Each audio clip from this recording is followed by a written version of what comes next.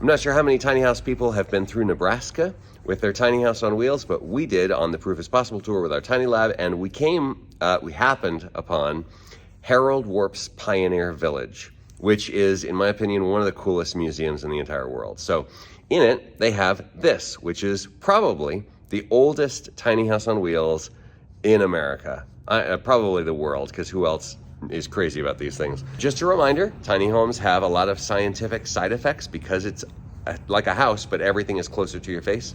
So if you're thinking about doing this because you have environmental sensitivity or other things, there's a lot of misleading stuff out there about tiny homes. We did live in one for 5 years and it was fun, but you have to do it right. So what's interesting about this is like a whole bunch of stuff, because it is actually a motorhome. So that right there is the gas cap where you pump this thing up with gas. And you can see underneath here that in order to get into the door here, which leads to the driver's compartment, AKA the kitchen, you have to, we just figured this out because nobody's opened this door in like a really long time. But you open it up and you have to get this thing to activate first. And then the stairs come out with it. Isn't that crazy? So I'm not sure what that is, but we got a lot of plywood. This looks like just asphalt siding. You can see all the stuff under there, the gas tank and all the, this was a truck. It was like a commercial, actual honest to God truck. So I'm gonna take my light because I don't know what it's gonna look like in here. But look, little homey touches. Okay, so the ceiling is about 6'2", maybe tops. You can see the driver's seat. It's right there with the countertop. You can have your breakfast resting right there. And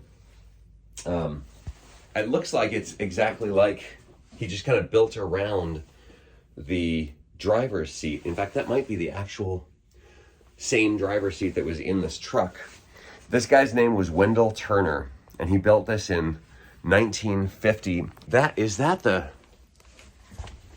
radiator of the truck? Is right there. So you have a heat source if you were hanging out in this little jump seat. So I guess this is where people sat. I don't see any seat belts anywhere, by the way. Not like you have seat belts in a tiny house, but we've ridden in our tiny house, and I'm linking to the video of that right now because people always ask us, oh, do you ride in the tiny house while you're driving? No, it's terrifying. So I don't know what it felt like in here, but probably pretty weird. Look at this tiny little kitchen. Yep, 1950s, 100%. You got a radio, built-in sound system on the front. No stove. Yes, a sink. This is one of those typical pull-outs for the sink to be able to just make sure that you have extra counter space. I'm not sure how often you would use that. But no stove. Do have a full-size refrigerator. That's pretty cool. And a heater that has a chimney on it. So I'm pretty interested in this. And there's not a lot of information on it. It looks like it's a porcelain, maybe a propane heater, but it is really close to the gas tank. And this thing used diesel. I don't know if you can't burn diesel, I don't think. But look at this. So that looks like gas line. This whole thing seems very, very scary to me, but it's not burned down yet. Oh, look at that. Maybe this is where they had some kind of a cooktop of some sort. I guess that's what the gas was for also. And then there's your flue. And this is look at this thing. This is a handmade kitchen exhaust hood. And it's actually built pretty well. Like, this follows all the rules of how you should build a kitchen exhaust hood. It comes out as deep as the countertop, the cook surface. It also is as wide as the cooking surface. and it's shaped like a bathtub. And so you have full capture, and it's all diverting it back. It's not all diverting it back. That flue in the back is pretty suspicious looking, but you know, for sure a lot of grease ends up. That's why all those things are disgusting and covered with whatever. Also, you should not run wires through ductwork. That's weird. But pretty interesting. So gas cooking, it looks like, and there is a chimney on the top of this tiny home, motorhome, and also for safety, fire extinguisher, brass fire extinguisher. I've never seen one like this before. And your cups in case you need your mouthwash. Let's see. Oh, bathroom. Oh, it's occupied. No, thank God. Nice. No shower. But you could do a pretty good job with that. I like that they kept the shaving cream in there. I love that. That's so great. Oh man. With a towel rack.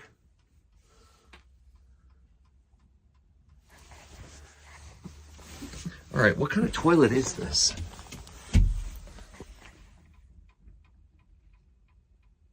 I don't understand what I'm looking at. This says,